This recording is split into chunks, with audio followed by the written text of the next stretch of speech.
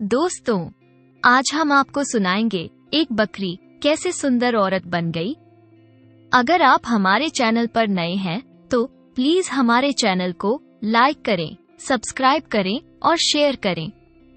एक गांव था, उसमें एक किसान अपने परिवार के साथ रहता था। किसान के परिवार में उसकी पत्नी और उसके 2 पुत्र थे। दोनों पुत्र पढ़ लिख कर बड़े हो गए थे और किसान अब बूढ़ा था। अब खेती बाड़ी का काम संभालने में उसे बड़ी दिक्कत होती थी। इस पर दोनों भाइयों ने किसान के पास जाकर कहा, पिताजी, अब आप बूढ़े हो गए हैं और अब हम दोनों भाई जवान हैं, तो हम आपका हाथ बटाना चाहते हैं।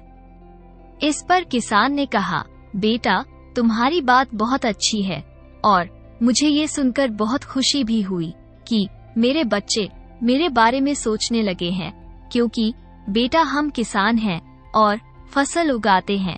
फसल में हमें कभी कभी फायदे की जगह नुकसान होता है। कभी कभी बारिश नहीं होती है, कभी ओलावृष्टि हो जाती है, जिसके कारण हमारी फसल को नुकसान होता है। इसलिए मैं चाहता हूँ कि जो जमीन मेरे पास है उस पर तो मैं जैसे तैसे फसल बो ही रहा हूँ, फिर खेती कर ही रहा हूँ। मैं चाहता हूँ कि तुम दोनों नगर में जाओ और दूसरे नगर में कोई व्यापार करो, कुछ कमा कर लाओ। दोनों भाइयों को अपने पिता की बात जच गई। दोनों भाई कहने लगे, ठीक है पिताजी, हम दूसरे नगर में जाएंगे और कुछ कमा कर लाएंगे। दोनों भाई अपनी माँ से आज्ञा लेने के लिए चल पड़े। जब वो अपनी माँ के पास पहुँचे तो माँ खाना बना रही थी। माँ ने दोनों बेटों को बड़े प्यार से खाना परोसा और वे कहने लगे, क्योंकि बड़े बेटे की शादी भी हो चुकी थी, तो बड़ा बेटा भी अपनी पत्नी से मिलकर कहने लगा कि देखो, हमारे पिताजी ने बड़े दुख दर्द से हमें पाला पोसा है। अब हमारा फर्ज बनता है कि वे आराम करें और हम कमा कर उन्हें खिलाएं।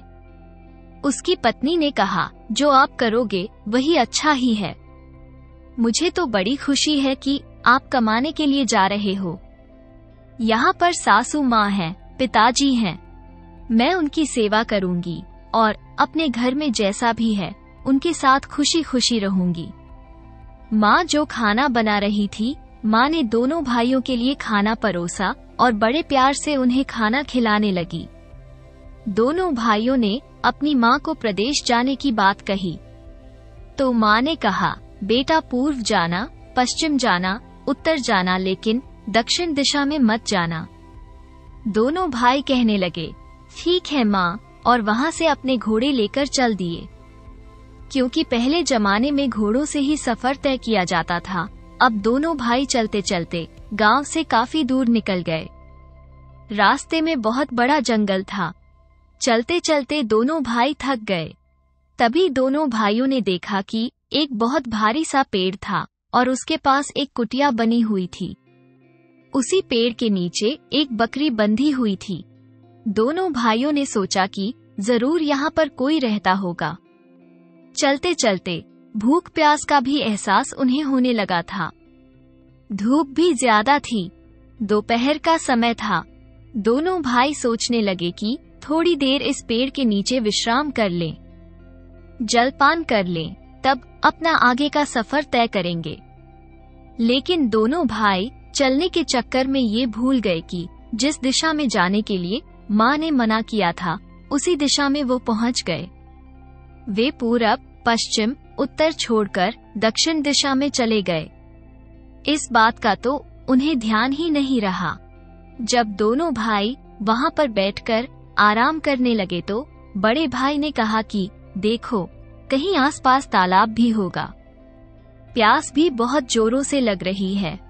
छोटा भाई कहने लगा कि ठीक है, मैं जाकर देखता हूँ। अगर पानी होगा तो आप विश्राम कीजिए, मैं आपके लिए पानी लेकर आता हूँ। छोटा भाई पानी की तलाश में आगे चला गया और बड़ा भाई घोड़े बांधकर और वहीं पर बैठकर आराम करने लगा। जैसे ही बड़े भाई को, क्योंकि थक गया था, ऊपर से गर्मी बहुत थी, पेड़ की शीतल छाया मिली और वह लेटा तो तुरंत उसको झपकी आ गई। झपकी आ गई तो क्या देखता है कि जो बकरी बंधी हुई है वो एक बहुत सुंदर औरत में बदल गई, बहुत सुंदर नारी बन गई। वो नारी आकर उससे तरह तरह की मीठी बातें करने लगी। वो व्यक्ति जो बड़ा भाई था वो उसके साथ प्यार मोहब्बत की बातें करने लगी और उससे कहने लगी कि तुम मुझसे शादी कर लो।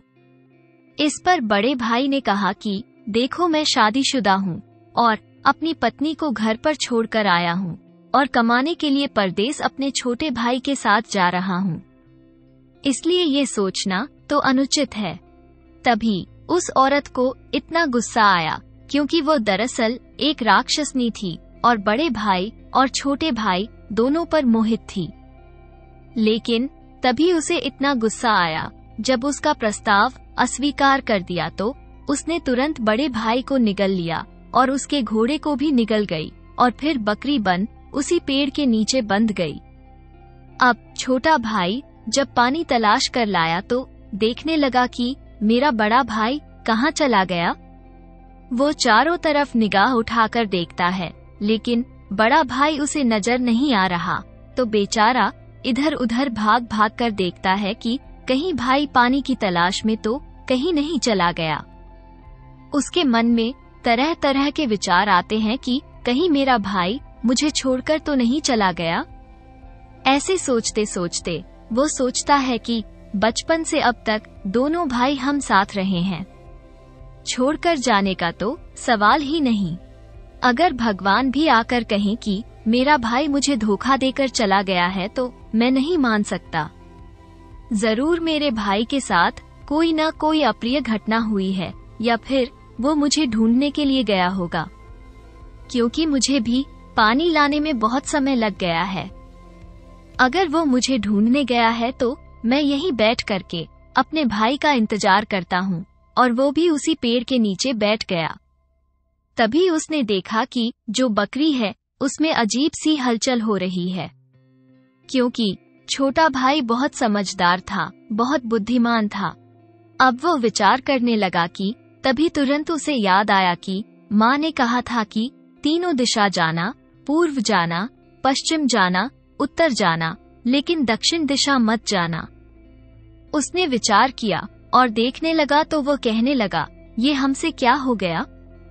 जिस दिशा में आने के लिए माँ ने मना किया उसी दिशा में हम लोग आ गए।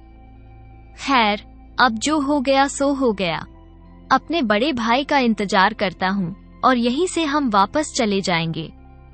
तब उसने देखा कि जो बकरी है वो बहुत सुंदर औरत बन गई और उसके पास आई, क्योंकि वो औरत तो जो राक्षसनी थी सोच रही थी कि इस लड़के ने मुझे देखा नहीं है, सोया हुआ है। लेकिन वो सो नहीं रहा था, वो अपने विचारों में खोया हुआ था, लेकिन उसने बकरी से सुंदर नारी बनते हुए देख लिया था। तभी वो औरत उसके पास आई और उससे विवाह का प्रस्ताव रखने लगी। अब वो लड़का समझ गया कि जरूर यह कोई मायावी है, इसने ही मेरे भाई के साथ कुछ अनर्थ किया है। लेकिन अपनी जान खतरे में देखकर उसने बड़ी बुद्धिमानी से काम लिया, क्योंकि एकदम से उससे पीछा छुड़ा नहीं सकता था। तुरंत ही वो कहने लगी कि तुम मुझसे शादी करोगे। बातों ही बातों में वो उसका ध्यान भटकाकर तुरंत पेड़ पर चढ़ गया और ऊपर चढ़कर कहने लगा कि अब जो कहना है कहो। तब वो कहने लगी कि तुम बहुत अच्छे सुंदर लड़के हो, तुम्हें देखकर मेरा मन ललचा रहा है, क्योंकि वो तो राक्षसनी थी, उसे तो खून पीना था। लेकिन वो दिखावा कर रही थी, कह रही थी कि मुझे तुमसे शादी करनी है। छोटा भाई कहने लगा कि शादी तो मैं तुमसे कर लूंगा, पहले ये बताओ कि मेरा बड़ा भाई कहाँ है, उसका घोड़ा और मेरा बड़ा भाई कहाँ है। इस पर वो राक्षसनी कहने लगी, अब मैं समझ गई तुम मेरी हकीकत जान चुके हो, और या तो तुम सीधे सीधे मेरी बात मान लो, नहीं तो मैं तुम्हें भी निगल जाऊंगी। जब उसकी बातों बातों में उसका राज खुल गया, छोटा भाई समझ गया किसी ने मेरे भाई के साथ कुछ अनहोनी की है। वो कहने लगा कि तुझ जैसी दुष्ट स्त्री के साथ विवाह के बारे में भी सोचना अनर्थ है। तूने मेरे भाई के साथ अनर्थ कर डाला। बिना भाई के मैं उसकी बीवी को क्या जवाब दूंगा? हम तो परदेश कमाने के लिए निकले थे। अब वो कहने लगी, या तो तुम मुझसे विवाह कर लो, नहीं तो मैं तुम्हें भी निगल जाऊंगी। लेकिन लड़का पेड़ के ऊपर था और उस राक्षसनी को पेड़ पर चढ़ना आता नहीं था। पेड़ पर चढ़कर उसने अपनी जान बचा रखी थी। उसे बहुत देर हो गई। दोनों आपस में बातें कर रहे थे, तभी उसे घोड़े की ठक ठक की आवाज आने लगी। वो दोनों उस दिशा में देखने लगे कि जरूर कोई चला आ रहा है। तभी दोनों की नजर पड़ी। एक राजा उधर से निकल रहा था। अब उस राक्षसनी ने सुंदर औरत का रूप धर लिया, अच्छे अच्छे गहने पहन लिए। राजा एक सुंदर औरत और वृक्ष पर चढ़े हुए व्यक्ति को देखकर उन दोनों के पास आकर पूछने लगा कि तुम दोनों क्या परेशानी है? दोनों को क्यों तुम ऐसे खड़े हो? अगर मैं तुम्हारी कोई सहायता कर सकता हूँ तो बताओ। इस पर वे जो औरत थी रोने लगी और कहने लगी, महाराज, जो ये लड़का पेड़ पर चढ़ा हुआ है यह कोई और नहीं, यह मेरा पति है और हम मियाँ बीवी जा रहे थे और रास्ते में बातों बातों में हम में झगड़ा हो गया। अब ये कह रहा है कि मैं तुझे अपने साथ नहीं रखूंगा। महाराज, कभी ऐसा भी होता है? ऐसा कौन सा घर है जिसमें पति पत्नी में झगड़ा नहीं होता? लेकिन ये तो मुझे अपने साथ रखने के लिए तैयार नहीं है और इस पेड़ से नीचे नहीं उतर रहा। राजा ने उस लड़के से कहा, क्यों भाई, ऐसा कौन सा घर है जिसमें पति पत्नी में झगड़ा नहीं होता? तुम क्यों इतनी सुंदर बीवी को त्याग रहे हो? कितनी सुंदर बीवी, ये कितनी संस्कारी है। इस पर वो लड़का कहने लगा, महाराज, आप इसकी सुंदरता पर मत जाइए। यह एक मायावी राक्षसनी है। यह मेरे भैया को निगल गई, उसके घोड़े को भी निगल गई और अब यह मेरे पीछे हाथ धोकर पड़ी है। यह मुझे खा जाना चाहती है, लेकिन मैं इस पेड़ से नीचे नहीं उतरूंगा। राजा कहने लगा, अरे क्या बकवास कर रहे हो? तुम्हें अपनी पत्नी को नहीं रखना है तो मत रखो, लेकिन उस पर इस तरह के इल्जाम तो मत लगाओ। अब वो भी त्रियाचरित्र बिखेरने में पीछे नहीं थी। वो कहने लगी, राजा साहब, अब आप ही देख लीजिए, आपके सामने ये कैसे कैसे कलंक मेरे पर लगा रहा है। अगर यह मुझे नहीं रखेगा तो मैं कहाँ जाऊंगी? इस पर राजा उसे बहुत समझाता है कि अपनी बीवी को ले जाओ। इस पर वो लड़का झल्लाकर कहता है कि अगर तुम्हें इतनी ही चिंता है और मेरी बात नहीं मानते तो तुम ही इसको ले जाओ। राजा तो पहले से ही उस औरत को देखकर मोहित था, क्योंकि वो तो बहुत सुंदर थी। राजा को तो उसकी सुंदरता के आगे कुछ और दिखाई नहीं दे रहा था। अब रही सही कसर उस लड़के ने पूरी कर दी कि तुम इसे ले जाओ। राजा सहित सभी वो तैयार हो गया कि ठीक है, मैं इसे ले जाऊंगा। वो उस औरत से कहने लगा, जो बकरी बनी औरत बन गई थी, कि चलो तुम मेरे महल में चलना और वहाँ खुशी खुशी रहना। इस पर वो औरत कहने लगी, महाराज, अगर मैं आपके साथ महल में चलूंगी तो रानी न जाने क्या क्या सोचेगी।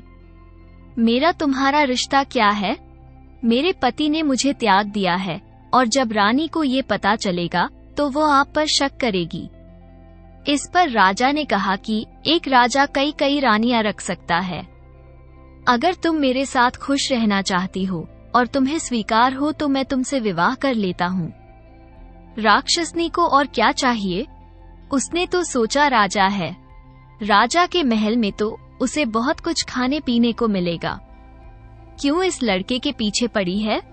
उसने अपना आगे का सोचा तो सहर्ष उसने स्वीकार कर लिया कि ठीक है महाराज, अब क्योंकि मेरे पति ने तो मुझे त्याग दिया है, मुझे रखने के लिए तैयार नहीं है, इसलिए मुझे आपसे विवाह करने में कोई ऐतराज नहीं है। अब राजा उससे शादी कर लेता और उसे अपने साथ ले जाता है।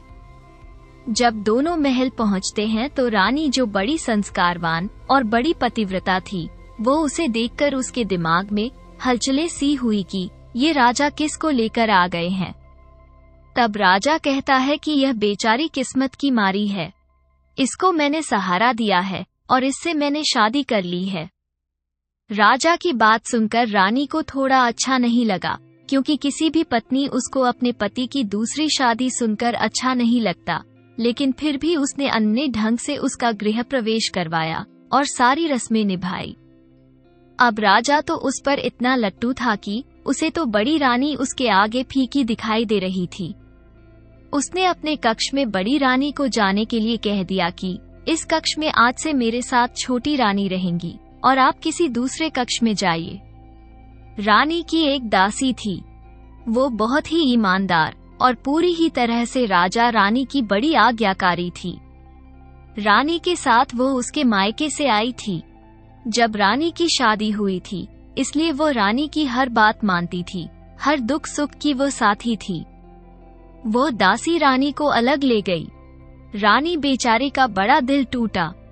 अब उधर जो वह बकरी बनी राक्षसनी थी, रात को तो वह जब राजा सो जाता तो वह कोई भी रूप धरती और राजा के जो अस्तबल में घोड़े थे, हाथी थे, गाय भैंस, कितने ही राजा के पास जानवर थे, उसमें जाती और एकाध ऊंट, हाथी, घोड़ा जो भी मौका लगता उसको निकल ले आती और आकर सुंदर रानी बनकर फिर राजा के पास आकर लेट जाती। राजा को तो उसके रूप जाल में ऐसा फंसा था कि कुछ दिखाई नहीं देता था।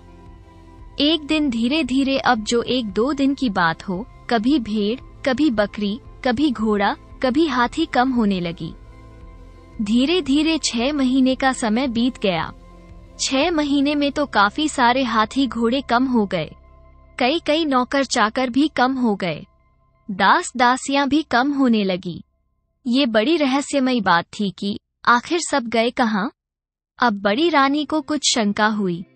उसने छोटी रानी से, जो दासी थी, उससे कहा कि जो छोटी रानी है, हम दोनों उसकी जो जासूसी करेंगे, पता करेंगे कि आखिर यह क्या है, क्योंकि मुझे तो इस पर शुरू से ही शक है।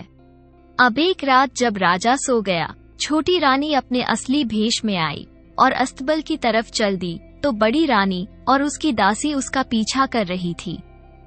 जैसे ही वह अस्तबल में पहुंची तो उसने एक घोड़ा उठाकर निगल गई और एक वहां पर चौकीदारी कर रहा था, उसको भी खा गई। ये देखकर तो रानी और दासी के पैरों तले जमीन खिसक गई। वे जब रानी आकर घर अपने कक्ष में आकर राजा के साथ अपने आराम से सो गई। अगली सुबह बड़े राजा, जो बड़ी रानी थी, राजा के पास गई और कहने लगी, महाराज, हम आपको कुछ बताना चाहते हैं। महाराज ने कहा, कहिए रानी, क्या कहना चाहती है? इस पर बड़ी रानी कहने लगी, महाराज, जो आपकी यह छोटी रानी है, यह कोई रानी वाणी नहीं है, कोई स्त्री नहीं है, यह एक राक्षसनी है। अब तक तुम्हारे महल में जो भी रहस्यमयी चीजें हो रही हैं, कि लोग कहाँ जा रहे हैं, हाथी घोड़े क्यों कम हो रहे हैं, यही उनको खा जाती है, क्योंकि इनको हमने अपनी आंखों से देखा है। अब जो छोटी रानी त्रिया चरित्र बिखेरने में माहिर थी, वो रोने लगी। कहने लगी, बड़ी दीदी, आप कम से कम मेरे ऊपर ऐसा इल्जाम तो नहीं लगाइए। मैं आपको पसंद नहीं हूँ। आप जानती हैं और मैं भी जानती हूँ आप मुझसे कितना जलती हैं। राजा मुझे ज्यादा प्यार करते हैं और आपको उन्होंने कक्ष से निकाल दिया, इसलिए आप इस चीज का बदला ले रही हैं। भला मैं आपको राक्षसनी दिखाई दे रही हूँ, मैं कैसे इनको खा सकती हूँ? राजा ने जब देखा कि छोटी रानी रो रही हैं, तो वो तो बड़ी रानी पर बड़ा गुस्सा हुए। कहने लगे, कम से कम ऐसी उटपटांग बातें तो मत करो। चलो ठीक है, सौतन सौतन से जलती है, थोड़ी होती भी है, लेकिन इस तरीके के अटपटे जो इल्जाम नहीं लगाना चाहिए। बड़ी रानी समझ गई कि राजा उसके मोहपाश में बंधा हुआ है, वो उनकी कोई बात नहीं सुनेगा। तब बड़ी रानी कहने लगी कि मेरी दासी से पूछ लीजिए, उसने भी इसको देखा है राक्षसनी बनते हुए। लेकिन वह रानी कहने लगी, महाराज, दासी भी तो इन्हीं की है, वो तो इन्हीं के गुण गाएगी।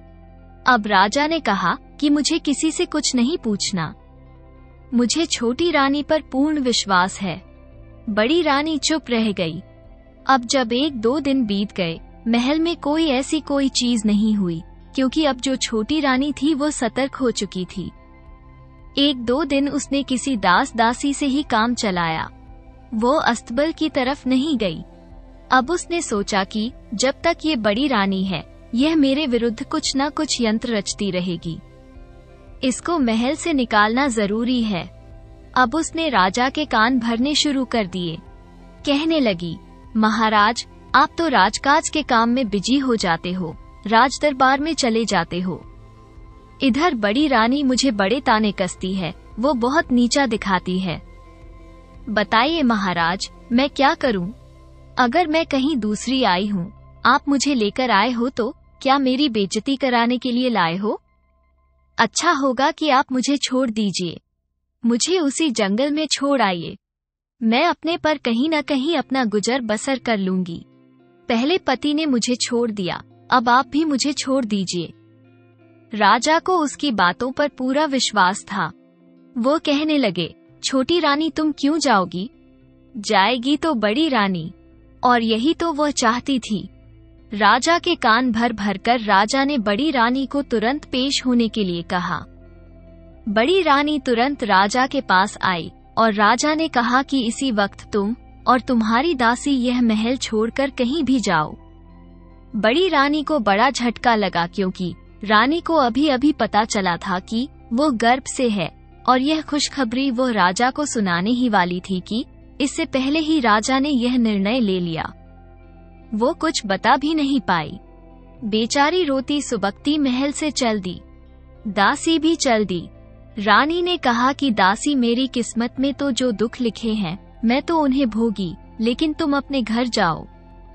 तुम क्यों मेरे साथ अपना समय नष्ट करती हो, अपनी जिंदगी खराब करती हूँ। इस पर दासी ने कहा, महारानी माफ करें, बचपन से आज तक आपकी सेवा में लगी रही हूँ। आपके प्रति जो मैंने अपने कर्तव्य निभाए हैं, मुझे उनसे विमुख मत कीजिए। मैंने अपना सारा जीवन तुम्हारी सेवा में अर्पण कर दिया, इसलिए जहाँ आप जाएंगी वहाँ पर मैं चलूंगी। रानी के बहुत मना करने पर भी दासी ने उसको नहीं छोड़ा। वो रानी के साथ ही रही। दोनों जंगल में चली गई। वहाँ पर लकड़ियाँ काट कर एक अच्छा सा चबूतरा देखकर, जहाँ पर एक तालाब था, वहाँ पर एक कुटिया बनाकर दोनों रहने लगी। कुटिया बनाकर रहने लगी और जो कंदमूल होते वन में उन्हें खाती और अपना गुजारा करती। धीरे धीरे 9 महीने बीतने वाले थे। रानी ने एक सुंदर से पुत्र को जन्म दिया। समय पूरा हो गया। पुत्ररत्न पाकर रानी बहुत खुश थी। पास में ही एक ऋषि का आश्रम था। ऋषि जी ने बच्चे को बहुत ही शुभ बताया कि रानी, अब तुम्हारे दुख के दिन कटने वाले हैं। तुम्हारा पुत्र बहुत ही बुद्धिमान होगा। फिर दोनों रानी और दासी अपने पुत्र के साथ समय बिताने लगी। उधर महल में राजा को जो महल में वही चलता रहा।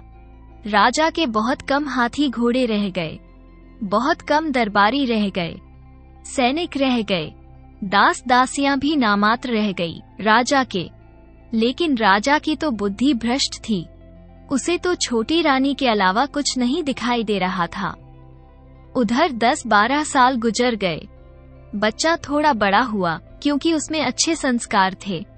ऋषियों के आश्रम पास में थे और उन्हीं से वो विद्या ग्रहण करता था।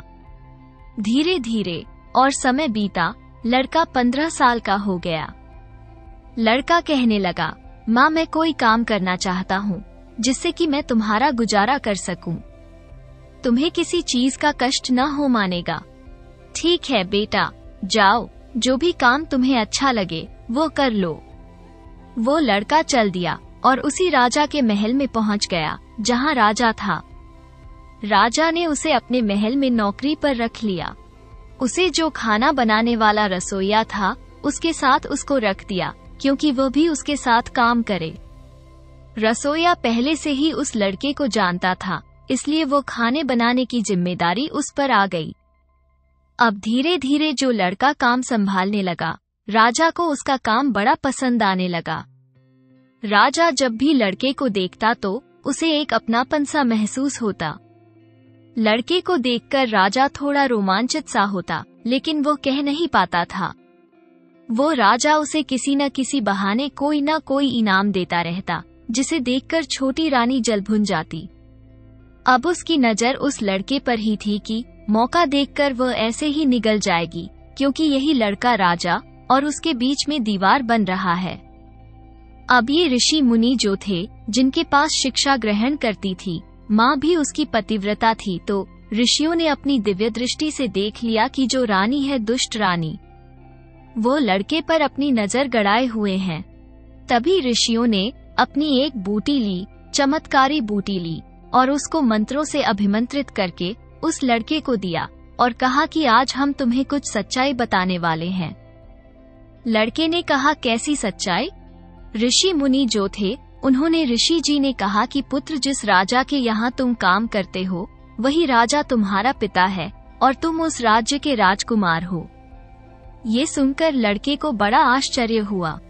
वो बोला कि आज जाकर वो अपने पिता को सारी बात बताएगा, लेकिन ऋषि जी कहने लगे कि नहीं पुत्र, तुम जाकर अपने पिता को कुछ भी मत बताना। अगर बताओगे तो कौन सा तुम्हारी बातों पर विश्वास करेंगे? नहीं, वे तुम्हें वहाँ से धक्के मारकर निकाल देंगे, जैसे तुम्हारी माँ को निकाल दिया था राजा ने। राजा ने उस दुष्ट रानी के चक्कर में आकर अपना राज्य बर्बाद कर लिया है। उनको इस राज्य को संभालना है, उनको सच्चाई दिखानी है, ताकि वे सच पर विश्वास कर सकें। तुम्हारी माँ ने कोशिश की थी, लेकिन वे सफल नहीं हो सकी।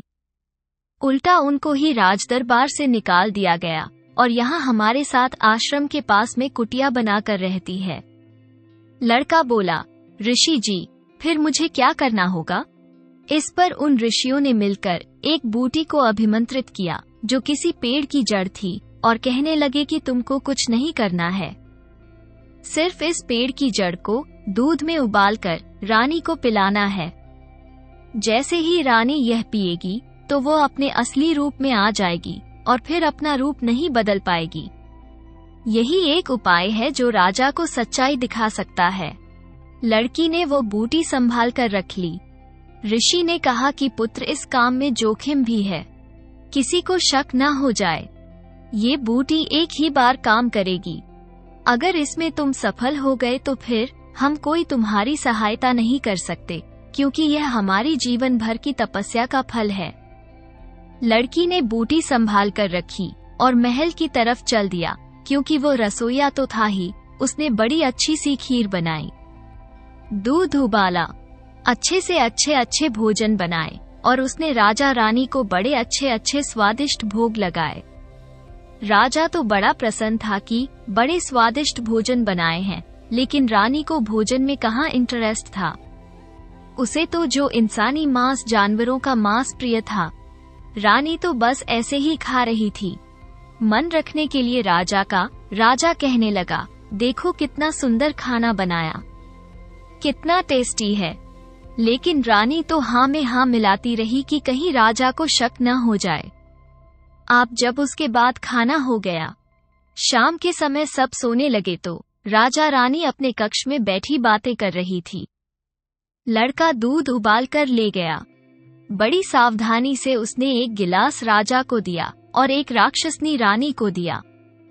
रानी कहने लगी, उसे दूध नहीं पीना है। राजा ने बहुत आग्रह किया कि दूध पी लो, क्योंकि दूध बहुत पौष्टिक होता है, तुम्हें अच्छे से नींद आएगी। और देखो, मैंने पीकर देखा, लड़के ने बहुत अच्छा दूध बनाया है, बिल्कुल बहुत अच्छी खोवे की खुशबू आ रही है। लेकिन रानी को दूध कहाँ अच्छा लगता था, लेकिन राजा का मन रखने के लिए उसने वो दूध पी लिया। दूध पीते ही रानी का एकदम सुंदर चेहरा भयानक चेहरा बन गया। ये देखकर राजा डर गया। राजा तुरंत वहां से खड़ा हो गया और अपनी तलवार निकाल ली। वह रानी कह रही थी जो राक्षसनी बन गई, आज तो मैं राजा तुझे और इस लड़के को निगल जाऊंगी। कई दिनों से भूखी हूँ, सही से खाना नहीं खाया है। अब राजा को समझते देर नहीं लगी कि उसके साथ आज तक क्या हो रहा था।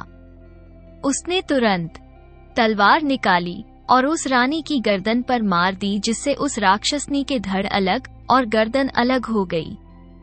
वो वहीं गिरकर तड़पने लगी। अब राजा की समझ में सब आ गया कि वह कितना उसके प्यार में अंधा हो रहा था, उसके रूप जाल में फंसा हुआ था। तब उस लड़के ने हाथ जोड़कर कहा, महाराज, आपको मुझे कुछ और भी बताना है। महाराज कहने लगे कि हाँ बताओ। लड़के ने कहा कि महाराज आप मेरे पिताश्री हैं। ये सुनकर राजा उसकी तरफ देखने लगा। बड़ा आश्चर्य हुआ। राजा को कहने लगा, ऐसे कैसे हो सकता है? तुम्हारा पिता कैसे हो सकता हूँ? मेरे तो कोई औलाद ही नहीं है। तब वो लड़का कहने लगा, राजा साहब, आपकी बड़ी रानी जिसको आपने महल से निकाल दिया, मैंने उसी की कोख से जन्म लिया है। ये सुनकर तो राजा की प्रसन्नता का ठिकाना नहीं रहा। उसने तुरंत उस बच्चे को अपने सीने से लगा लिया, क्योंकि वो मन में सोच भी रहा था कि जब भी इस बच्चे को देखता हूँ तो मुझे बड़ा ही अपनापन सा महसूस होता है कि जैसे मेरा इसके साथ कोई रिश्ता है। तब उस लड़के ने शुरू से लेकर आखिर तक की सारी कहानी राजा को बताई कि कैसे ऋषि जी ने अभिमंत्रित करके जड़ दी थी कि जिससे वो अपने असली रूप में आपके सामने आ जाए। अब तक आपके महल में जो कुछ हो रहा था, हाथी, घोड़े, यहाँ तक कि इंसान महल के तो महल के, गांव नगर के भी जो खत्म हो रही थी, गायब हो रहे थे, वो सब इसी राक्षसनी के कारण हो रहा था। अब राजा को समझ आने लगी कि वो लड़का पेड़ पर क्यों चढ़ा हुआ था। वो कोई इसका पति नहीं था। अब राजा ने तुरंत बड़ी रानी को महल में लाने का आदेश दिया और उसने पूछा कि तुम्हारी रानी माँ है, वो कहाँ रहती है? लड़का उन्हें लेकर आश्रम की तरफ चल दिया। जंगल में पहुंचकर एक कुटिया के पास पहुंचा। वहां बड़ी रानी को देखकर राजा के आंखों में आंसू छलक आए। रानी ने राजा के चरण छुए और कहने लगी, महाराज, देर आए दुरुस्त आए, कोई नहीं। अगर सुबह का भूला शाम को आ जाए, घर आ जाए तो उसे भूला नहीं कहते। और महाराज, मैंने तो आपके सामने सच्चाई लानी चाहिए, क्योंकि मैंने और दासी ने तो देखा था, लेकिन आप मानने के लिए तैयार नहीं थे। हम मजबूर थे, हमें आपकी आज्ञा का पालन करना था, सो आपने हमें घर से निकाल दिया और हम यहाँ आकर रहने लगे। ये तो ऋषि जी मुनिवर हैं, इन्होंने हमारा साथ दिया और आज आप उस सच्चाई सामने आ गई। राजा बड़े इज्जत और बड़े सम्मान के साथ बड़ी रानी और दासी को अपने महल में ले गए। अपने राजा ने अपनी जो औलाद थी, अपना जो पुत्र था, उसको राजकुमार घोषित कर दिया। अब राजा के महल में सब सुखपूर्वक रहने लगे। उधर लड़का पेड़ से उतरकर जब अपने घर गया तो घर में जब उसने सारी बात बताई तो घर में कोहराम मच गया कि उसके साथ क्या घटना घटी है। अब धीरे धीरे वे बहुत विलाप करने लगे, लेकिन कहते हैं कि मरे के साथ मरा नहीं जाता। उसी तरह उन लोगों ने भी सब्र कर लिया कि उनका बेटा अब इस दुनिया में नहीं है। अब छोटा बेटा दूसरी दिशा में गया, खूब अच्छा कमाने लगा है। अपनी भाभी के बच्चों और अपने माता पिता की बहुत सेवा करता है। दोस्तों, अगर आपको हमारी कहानी पसंद आई हो तो प्लीज हमारे चैनल को लाइक करें, सब्सक्राइब करें और शेयर करें। वीडियो को अंत तक देखने के लिए आपका बहुत बहुत धन्यवाद।